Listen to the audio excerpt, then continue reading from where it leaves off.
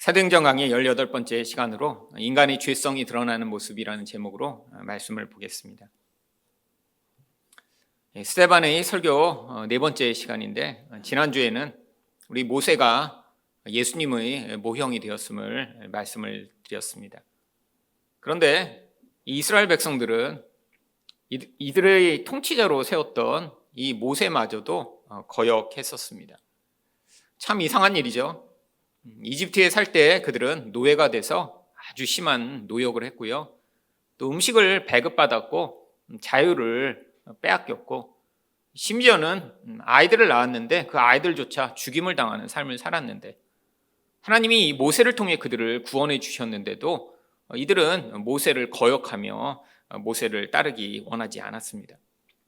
도대체 왜 이런 것일까요?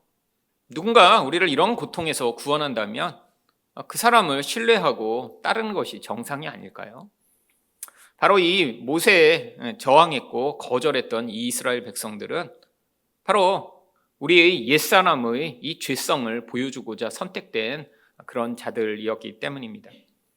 하나님께 아무리 큰 은혜를 받고 구원을 받아도 이 인간 안에 있는 이 옛사람은 바로 하나님의 통치를 거역하며 끊임없이 거절하는 존재이기 때문이죠. 그렇다면 이스라엘 백성들을 통해 이 인간 안의 죄성이 어떻게 드러나는지를 살펴보고자 하는데요. 첫 번째로 하나님의 말씀에 대한 불순종으로 드러납니다. 37절 말씀입니다. 이스라엘 자손에 대하여 하나님이 너희 형제 가운데서 나와 같은 선지자를 세우리라 하던 자가 곧 이 모세라. 하나님은 이 모세를 통해 앞으로 나와 같은 선지자가 나타날 것이다 라고 예언을 하도록 하셨습니다. 이 예언의 말씀이 신명기 18장 15절에 나오죠. 내 하나님 여호와께서 너희 가운데 내 형제 중에서 너를 위하여 나와 같은 선지자 하나를 일으키시리니 너희는 그의 말을 들을지니라. 바로 모세가 신명기에서 유언처럼 한 말입니다. 앞으로 나와 같이 너희를 구원하여 이끌 그런 사람이 나타날 텐데 너희는 그의 말을 들으라라고 이야기를 한 것이죠.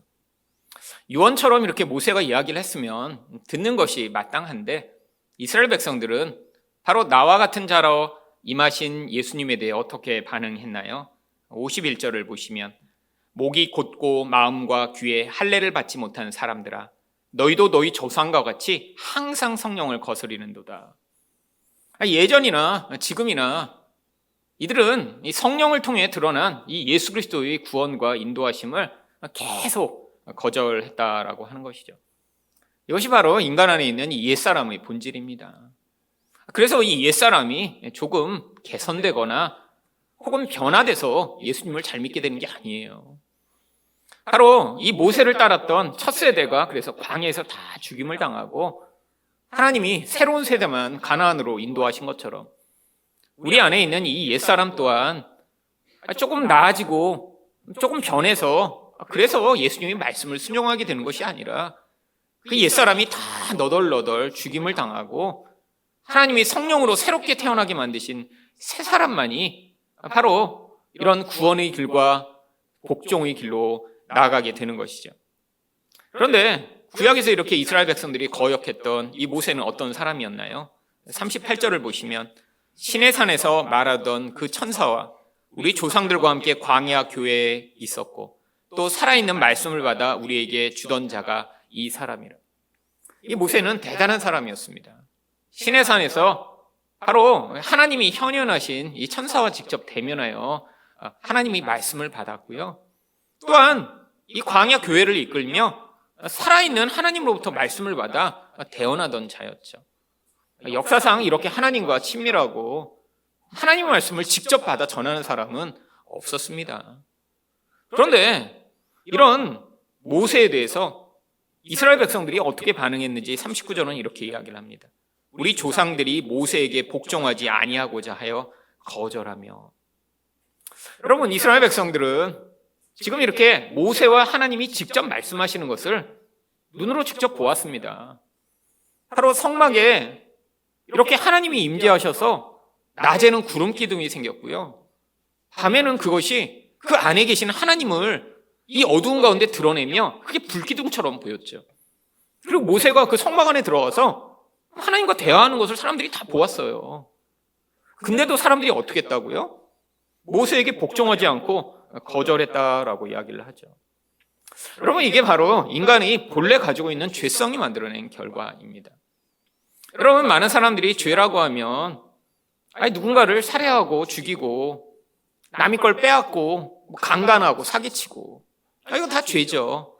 근데 이것은 성경이 이야기하는 그런 본질적인 죄가 아니라 인간을 지배하던 이 죄가 어떤 행위로 드러나게 된 것입니다. 많은 사람들이 교회를 다니면서도 그래도 저렇게 나쁜 놈들이랑 나랑은 관계없다라고 생각하며 이 성경이 이야기하는 이 죄에 대해서 잘 깊이 깨닫지 못하는 경우가 너무 많아요. 여러분, 교회 다니면서도 죄인이라고 하는 게 그래서 종교적인 용어지. 그래 뭐 다 죄인이지 뭐. 여러분, 이렇게 생각하고 있는 사람들이 얼마나 많은가요? 여러분, 근데 성경이 얘기하는 죄의 본질은 이런 게 아니에요. 우리 안에 있는 이 옛사람이 바로 선악과를 따먹은 이 아담으로 말미암아 끊임없이 내가 하나님처럼 되려고 하는 그 본질에서부터 지금 하나님의 뜻에 복종하지 못한 상태로 나타나는 것이죠. 여러분, 죄의 근원이 그래서 창세기 3장 5절에 어떻게 나옵니까? 너희가 그것을 먹는 날에는 너희 눈이 밝아져 하나님과 같이 되어 선악을 알 줄 하나님이 아심이니라. 여러분, 죄의 본질은 이제 내가 선과 악을 판단하게 된 거예요.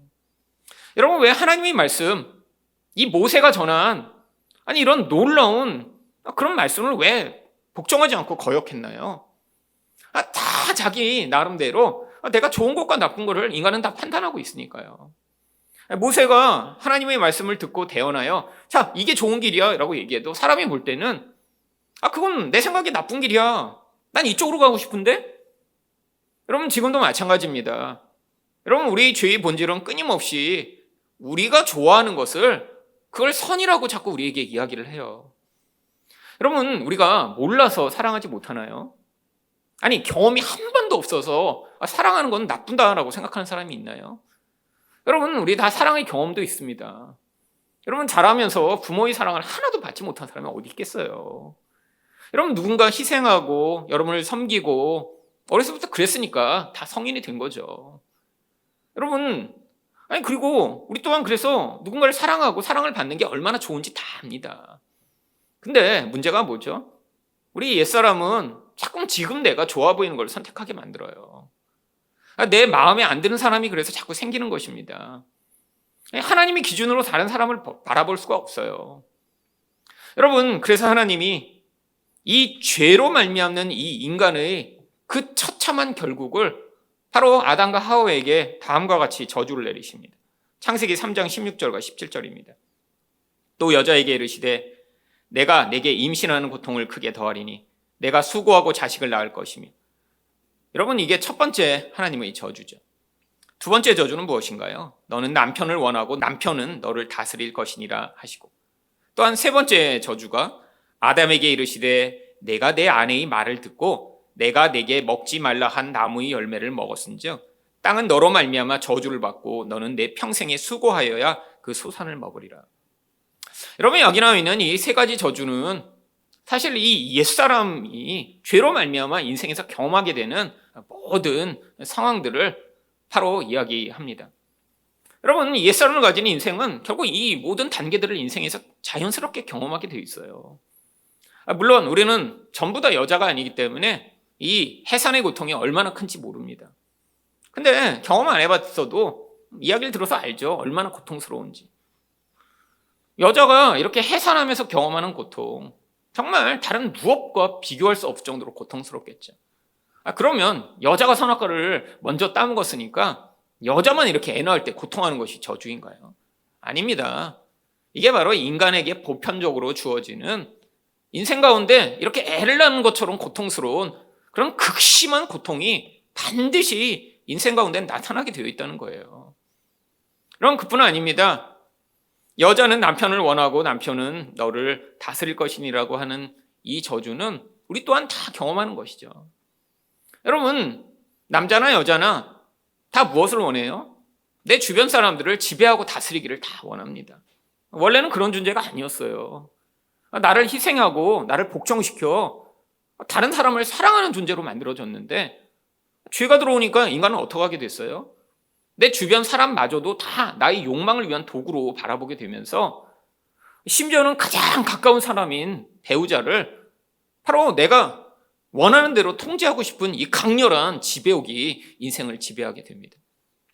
마지막으로 하나님이 이전에는 풍성한 가운데 살아가도록 하셨지만 이젠 죄로 말미암아 수고롭게 노동하지 않으면 살 수 없게 만드셨죠. 여러분, 우리들은 이 모든 걸 다 그래서 인생에서 경험하며 이것들을 뭐라고 여기나요? 악이라고 여깁니다. 여러분, 큰 고통 당할 때 있죠. 여러분, 해산하면서 당하는 이 고통보다 더 큰 인생을 정말 무너뜨릴 것처럼 고통스러운 고통, 인생에 있습니다. 사랑하는 사람이 먼저 세상을 떠나거나 깊은 정말 마음이 상처로 말미암아 고통하거나 남들은 알지 못하는 그런 깊은 고통으로 정말 죽는 게 낫겠다라고 생각할 만한 그런 고통을 경험하게 되죠. 여러분, 인생 내내 우리는 이 통제를 하고 싶은 이 욕구와 또 남이 나를 통제할까 봐 두려워하는 그 욕구 사이에 고통합니다. 여러분, 이거 얼마나 고통스러운 일인가요?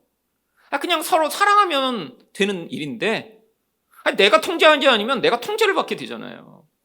그러니까 이 싸움으로 말미암아 너무 또 인생 가운데 고통을 경험하죠.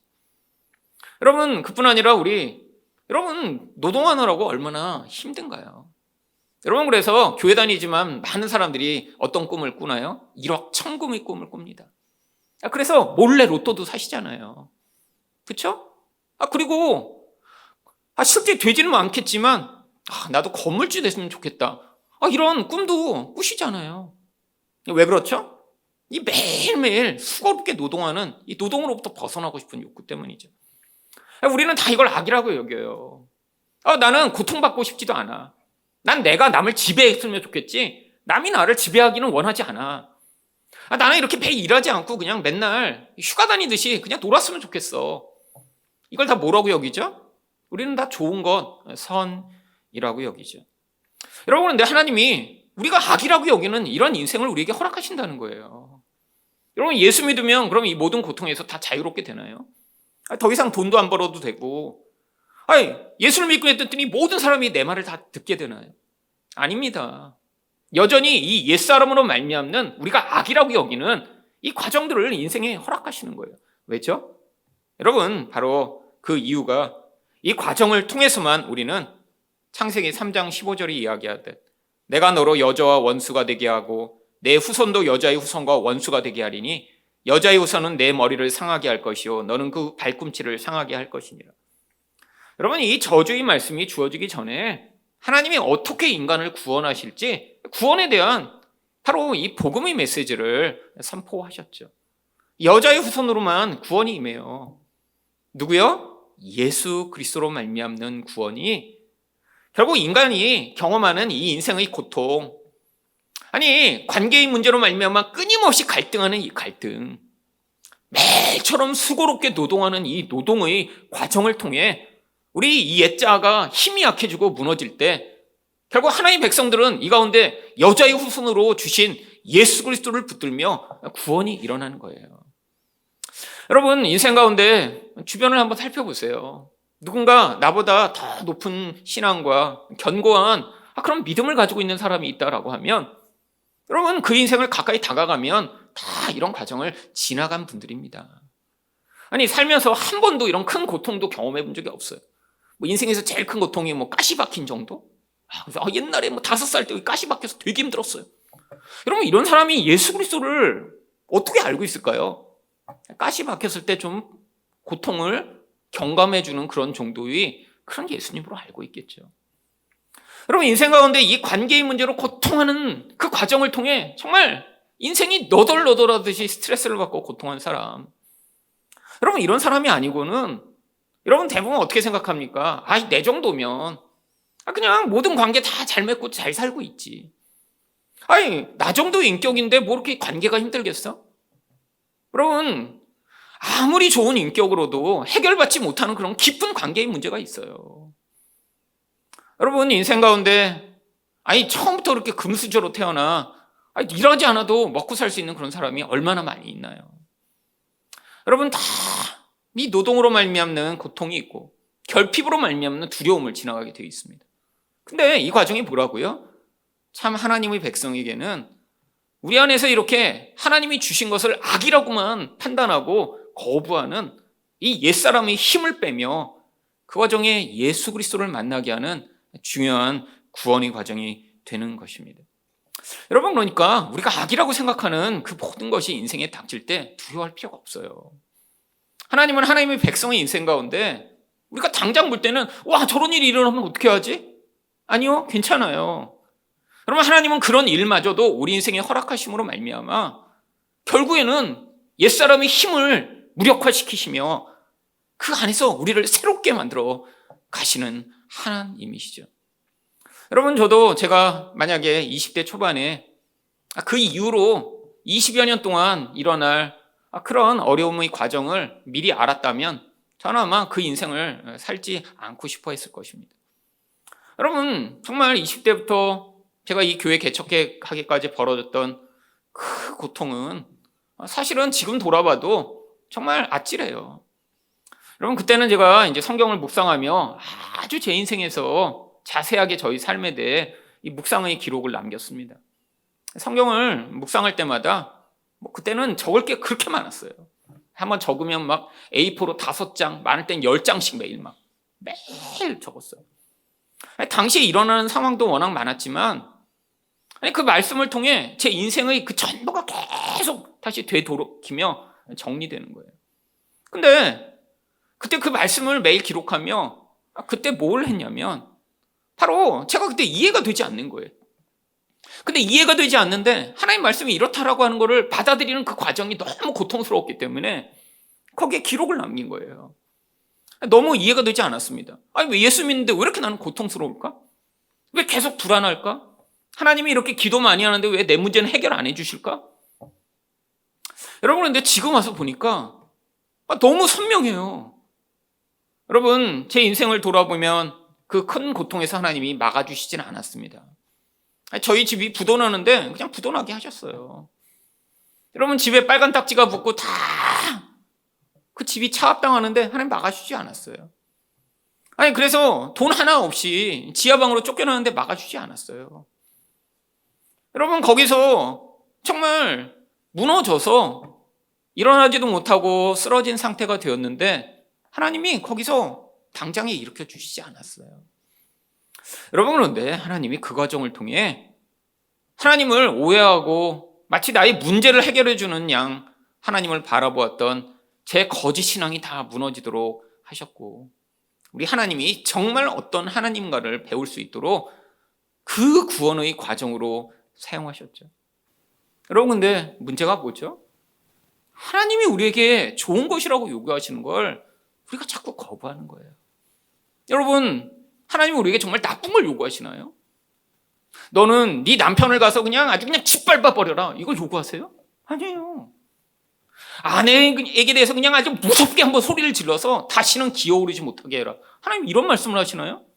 아니에요. 사랑해라, 용납해라, 받아줘라, 네가 희생해라. 여러분, 이거 다 좋은 거 우리 압니다. 근데 왜 이렇게 힘들죠? 이 옛사람 때문이에요. 여러분, 그래서 우리 인생 가운데 어쩔 수 없이 이 구원의 과정으로 가기 위해 이 고통스러운 그런 고통도 경험하고, 내가 원하지 않는데 남의 말을 들어야 하는 이런 짓밟히는 경험도 하고, 돈이 없어서 결핍 때 고통하는 과정도 겪게 되어 있죠. 여러분, 근데 이게 축복입니다. 여러분, 제 인생에서 돈 때문에 얼마나 많이 짓밟혔는지, 여러분, 여기 계시는 어떤 분도 저와 같은 인생을 사시지 않았잖아요. 여러분, 아무도 저처럼 살기 저는 원하지 않습니다. 저는 샘플이었던 것 같아요. 여러분, 참 비참한 인생입니다. 가족도 있는데 그냥 남이 주는 돈으로 계속 먹고 산다? 여러분, 너무너무 비참해요. 좋은 줄 아세요? 아니에요. 정말 비참합니다. 내가 돈을 벌 능력이 하나도 없고 벌 수도 없는 상황인데 누군가 하나님이 하늘에서 차라리 돈을 이렇게 던져주셨으면 좋겠어요. 그냥 우편함 열어보면 그냥 내가 보냈어 이렇게 하고 돈이 거기 이렇게 정기적으로 들어오거나, 갑자기 컴퓨터가 이렇게 반짝반짝 이상하더니 거기 $10,000씩 이렇게 돈이 찍혀 있거나, 그러면 하나님 보내셨구나, 되게 떳떳하게 받을 수 있죠. 근데 꼭 어떻게 주세요? 사람을 통해 주세요. 사람을. 이거 얼마나 힘든지 몰라요. 난 거지가 안 되고 싶은데? 나 당당하고 싶은데? 나도 내 노력과 내 힘으로 돈을 벌고 싶은데? 여러분, 20년을 그렇게 거지처럼 살았습니다. 제 안에 있는 모든 이 자기 욕구가 다 너덜너덜하게 무너지고 나서 하나님이 공급하셔야지만 살 수 있는 전 정말 거지 같은 존재입니다라고 인정하게 되니까 그제서야 하나님이 제게 참 자유가 무엇인지를 맛보게 하셨죠. 이 돈의 위협, 돈에 대한 열망, 돈에 대한 이 두려움에 매여 있는 존재가 아니라 정말 하나님이 인도하시는 대로 순종할 수 있는 그 자리에서는 참 축복이 무엇인가를 경험케 하셨죠. 여러분, 여러분의 인생은 어떤 과정을 겪고 계신가요? 여러분, 우리 신앙이 성장하고 진짜 하나님의 사람이 되기 위해 우리는 이 구원의 과정들을 다 지나가야 합니다. 어떤 분에게는 이런 큰 고통이 한 번에 올 수도 있죠. 어떤 사람에게는 내 마음대로 되지 않는 이 관계를 통해 거기서 이렇게 고통하는 과정을 통해 구원받기도 하죠. 어떤 분은 이 돈으로 말미암는 결핍으로 많이 낮아지고 힘든 삶을 살게 되죠. 근데 이게 악이 아니라 하나님이 우리 인생 가운데 궁극적 선을 만들어 가시는 은혜의 수단임을 여러분 믿으셔야 합니다. 여러분, 이 과정을 잘 지나간 사람은 나중에 하나님이 진짜 우리 유일한 통치자가 되셔서 허락하시는 그 참 만족과 기쁨의 자리에 설 수 있으며, 아니 이 옛사람은 절대로 복종할 수 없는 하나님의 뜻에 복종하는 자만이 누리는 그 놀라운 은혜와 복을 누리게 되어 있죠. 두 번째로 인간의 죄성은 어떻게 드러나나요? 우상 숭배로 드러납니다. 39절 하반절부터 40절입니다. 그 마음이 도리어 애굽으로 향하여 아론도로 이르되 우리를 인도할 신들을 우리를 위하여 만들라. 애굽 땅에서 우리를 인도하던 이 모세는 어떻게 되었는지 알지 못하노라. 여러분, 이 이스라엘 백성들을 참 어리석죠. 지금 시내산 위에서 하나님이 거기 임재하시며 지금 거기서 이 십계명 말씀을 직접 주고 계시는 상황이에요. 이스라엘 백성들이 다 봤습니다. 너무 무서워서 벌벌벌 떨었어요. 근데 산에 올라가더니 40일 동안 안 내려오는 거예요. 그러니까 금방 이들이 뭘 해요? 우리를 위하여 우리를 인도한 신을 만들라라고 얘기를 하죠. 여러분, 이 우상이라는 게 다 우리 욕망을 만족시켜줄 어떤 대상입니다. 하나님은 우리 욕망을 만족시켜 주시지 않아요. 그럼 하나님은 뭘 하세요? 하나님의 뜻을 이루어 나가십니다. 그게 우리가 원하는 것과 늘 그래서 차이가 있어요. 우리 욕망은 자꾸 우리가 세상을 살며, 아까 보았잖아요. 난 고통도 겪고 싶지 않아. 나는 내 주변 사람을 다 내 마음대로 통치하고 싶어. 나는 돈 많아서 이렇게 노동하지 않고 살았으면 좋겠어. 이게 우리가 원하는 건데, 여러분, 우리 하나님은 이걸 주시지 않는다니까요. 그래서 사람들은 어떻게 합니까? 우리를 위하여 우리를 인도할 그 신을 만들고 싶어 하죠. 여러분, 그래서 이스라엘 백성들이 만든 신이 무엇인가요? 41절을 보시면 그때 그들이 송아지를 만들어 그 우상 앞에 제사하며 자기 손으로 만든 것을 기뻐하더니. 여러분, 하필이면 왜 송아지일까요? 근데 이게 그냥 송아지가 아니라 금으로 만든 송아지였습니다. 출애굽기 32장 4절에 이들이 어떻게 만들었냐면 아론이 그들의 손에서 금 고리를 받아 부어서 조각칼로 새겨 송아지 형상을 만드니 그들이 말하되 이스라엘아 이는 너희를 애굽 땅에서 인도하여 낸 너희의 신이로다 하는지라. 이들이 다 경험했잖아요.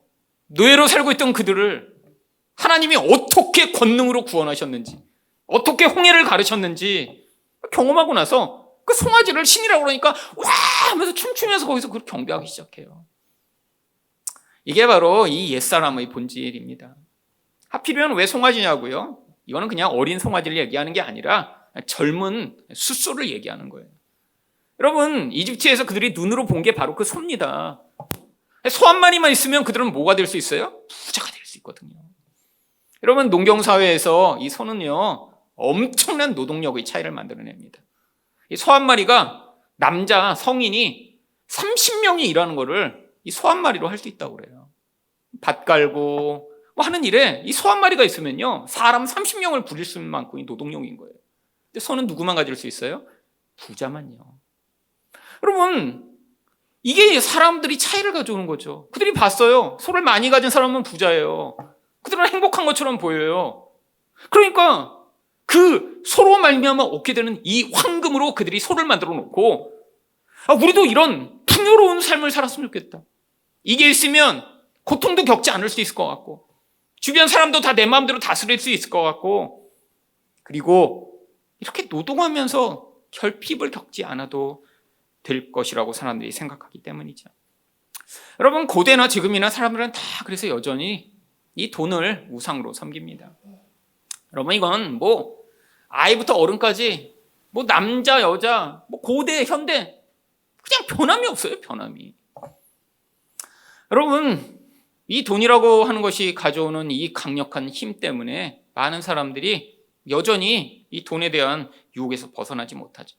여러분, 근데 그래서 많은 돈을 가지면 정말 그러면 이 큰 고통에서 다 벗어날 수 있나요? 여러분, 그렇지 않습니다. 여러분, 그럴 거라고 우리가 추측하고 예상하는 것뿐이죠. 여러분, 돈 많은 사람은 그러면 걱정 하나도 없이 살까요? 아니에요. 여러분, 돈 많은 사람들을 못 만나보셔서 물어볼 기회가 없어서 돈이 많으면 정말 걱정이 없을 것 같다. 여러분, 꼭 한번 물어보세요. 그런 사람 만나면.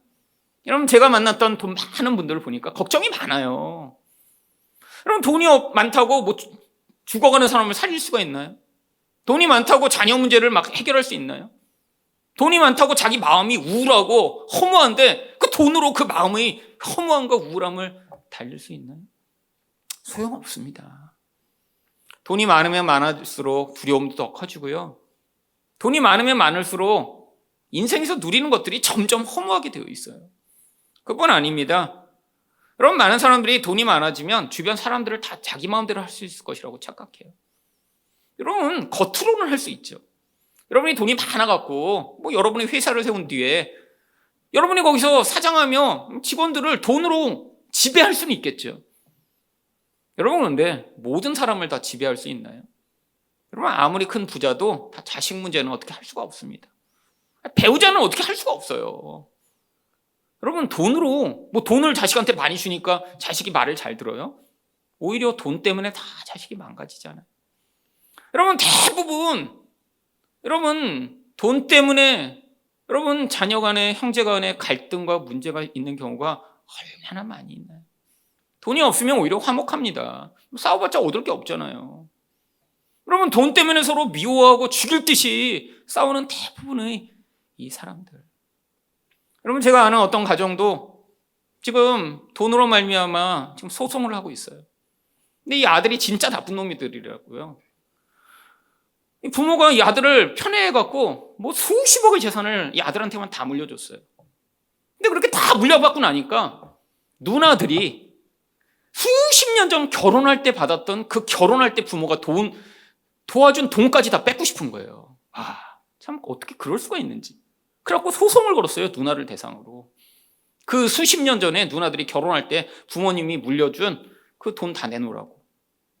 그래갖고 부모의 돈을 수십억 혼자 받아갖고 다 하면서 이제 돌아가시면서 또 마지막 남은 아파트까지 이 아들이 혼자 독차지하면서 그것도 누나한테 가서 각서를 받은 거예요. 그 아파트에 10원도 누나들이 갖지 않기로 하고 나서 이제 그 돈까지 뺏겠다고 소송을 들어왔는데 보니까 누나들이 너무 착해요.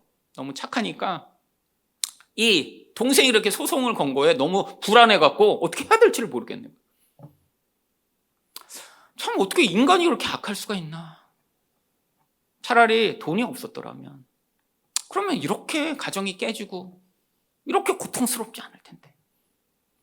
여러분, 그뿐인가요? 여러분, 물론 돈이 많으면 이렇게 돈의 결핍으로 말미암는 이 고통스러운 노동에서는 벗어날 수 있을지 몰라요. 여러분, 그게 사람들 원하는 거 아니에요?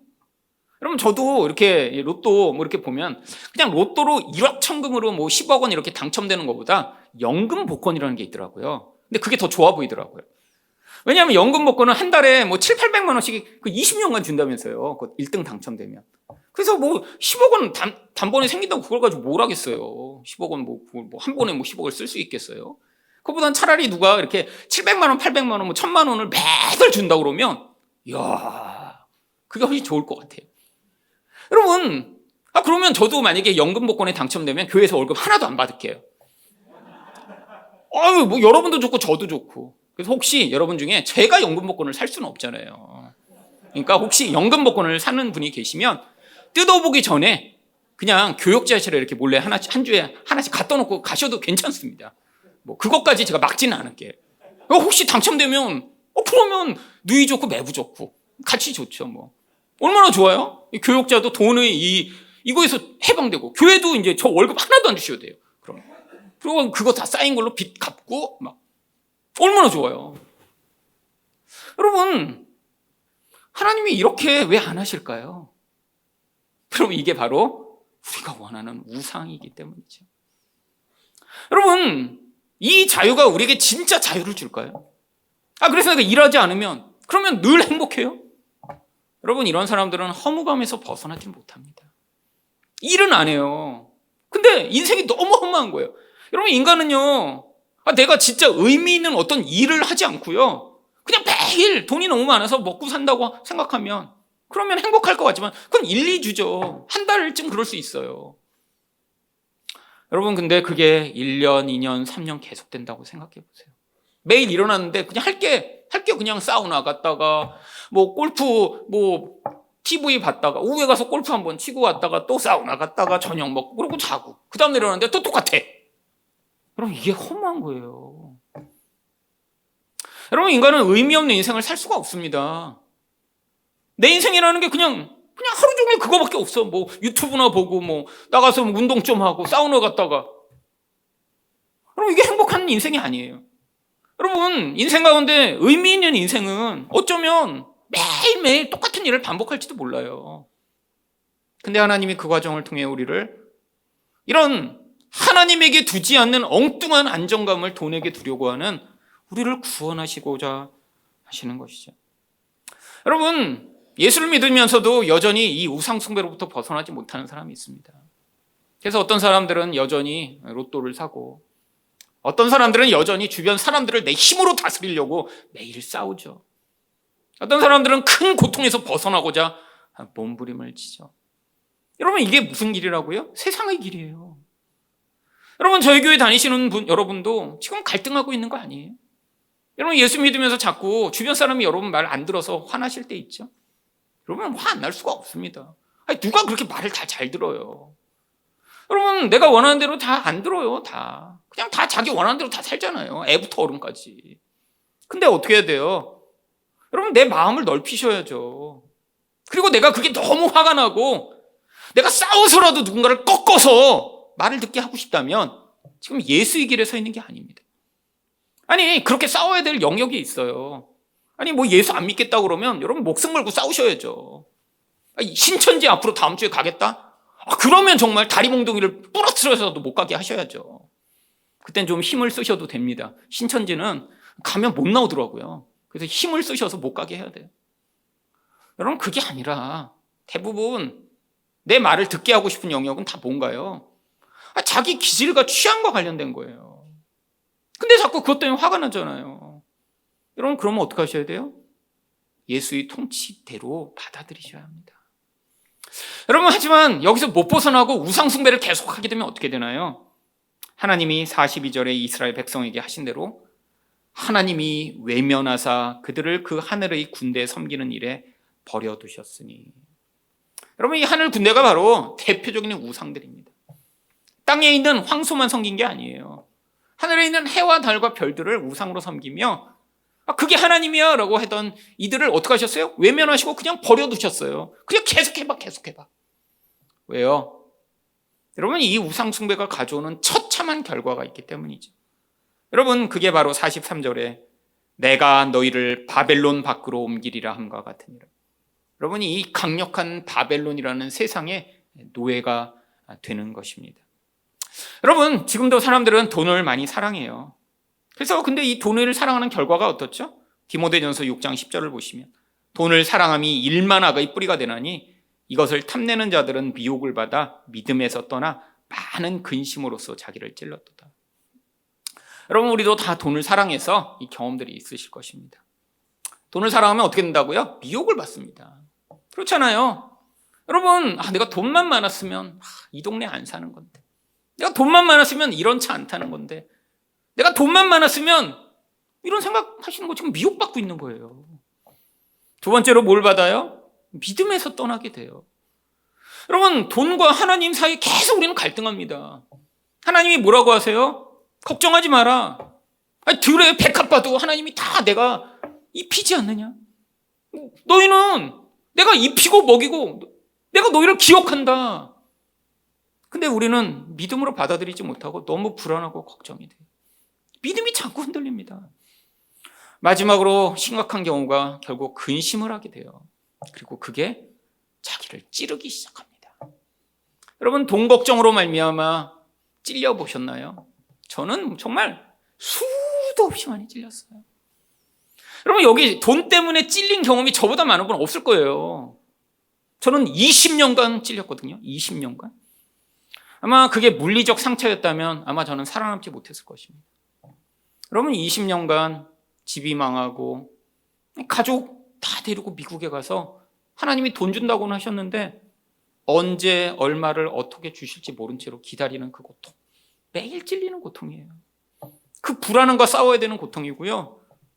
정말 매일매일 이를 악물으며 그 고통을 견뎌냈는데 하나님이 주시긴 했어요. 근데 그럼 믿음이 없으니까 그게 상처로 남는 거죠. 여러분, 하나님이 말세에 바로 이런 세상에 속한 자들이 어떻게 찔리는 고통을 당하게 될지 요한계시록에서 그림으로 보여주셨습니다. 요한계시록 9장 3절과 5절을 보시면 또 황충이 연기 가운데로부터 땅 위로 나오매 그러나 그들을 죽이지는 못하게 하시고 5달 동안 괴롭게만 하게 하시는데 그 괴롭게 함은 전갈이 사람을 쏠 때 괴롭게 함과 같더라. 여러분, 저도 황충에 수없이 많이 쏘여봤습니다. 왜? 돈을 사랑하니까 안 쏠 수가 없어요. 맨날 쏘였죠 뭐. 근데 쏘여서 어떻게 됐나요? 안 죽었습니다. 근데 너덜너덜해진 존재가 있어요. 옛사람이요. 여러분, 아직도 제 안에 옛사람이 완전히 사라지진 않았습니다. 저도 아직도 누군가 연금 저축 보험 같은 거 그런 거 복권 하나 주시면 좋겠어요. 네. 그러니까 아직도 제 안에 옛사람이 사라진 건 아니에요. 사라진 거. 여러분, 근데 거의 지금 힘을 못 써요. 거의. 제가 20대 때 이 돈 때문에 걱정하던 거에 비하면 지금은 정말 거의 0.01% 걱정합니다. 0.01%. 진짜 신기해요. 여러분, 근데 제가 막 멋진 사람이 돼서 그런 거야? 아니요. 이 황충의 쏘임을 너무 많이 받아서 완전히 죽지는 않았는데 힘을 거의 못 쓰게 그냥 마비된 상태가 돼버렸어. 그래요. 그동안 너무 많이 고통해서 이제는 이 돈보다 강하신 하나님이라는 분이 어떤 분인가 이제야 새 사람으로 믿고 발견하게 돼서 그렇죠. 여러분, 제 인생 가운데 경험한 이 과정을 통해 이 또한 바로 하나님의 은혜임을 깨달았습니다. 처음에 저는 왜 예수 믿고 이렇게 단번에 안 변하는지 너무 의문이 많이 들었어요. 기도 좀 딱 하면 막 금식 한 번 하면 그 다음에 사람이 그냥 짠 변해갖고 엄청나게 멋지고 믿음 있는 사람이 되기를 열망했어요. 그래서 그 20대 때 막 금식하고 그랬던 거예요. 막 기도원에 한 번에 가서 막 한 달, 2달씩 있으면서 하루에 10시간씩 기도하고 그랬던 거예요. 왜요? 단번에 짠 변하려고요. 그래서 기도원 갔다가 딱 나왔더니 막 여기서 저도 광채가 막 나면서 사람들이 김 목사님 그래갖고 제가 이렇게 손 한 번 딱 대면 막 병 낫고 막 죽은 자 살아나고 이렇게 될 줄 알았죠. 기도원 갔다 놨더니 감기도 안 났더라고요. 왜요? 그런 게 참 은혜가 아니라는 걸 깨달았어요. 왜요? 그렇게 해서 병 나면 뭐해요? 병 낫고 예수 안 믿거든요. 여러분, 예수 믿는다는 게 뭐죠? 계속 평생토록 나의 이 옛자를 마주하며 이 옛자가 쏟아내는 불신, 거짓말, 이 모든 악을 계속해서 막다들이며 거기에서 하나님 말씀으로 말미암아 내가 가는 길이 맞구나라고 끊임없이 방향 수정을 해나가며 예수를 점점 받아들여가는 이 과정이 믿음의 여정입니다. 여러분, 갑자기 큰 은혜 받는다고 여러분 변화되지 않아요. 하지만 하나님이 우리 우상 숭배를 낱낱이 드러내시며 과정에서 우리가 이 고통하는 과정 또한 지나가며 거기에서 우리 예수 그리스도가 얼마나 은혜로우시며 놀라우신 분이신가 여러분의 인생 가운데 경험할 때 결국 온전한 믿음을 가진 자들로 여러분 또한 다 변화되실 것입니다. 여러분, 이런 우상 숭배하는 자들까지도 긍휼히 여기시고 구원하시는 그 예수를 바라보는 여러분 되시기를 축원드립니다.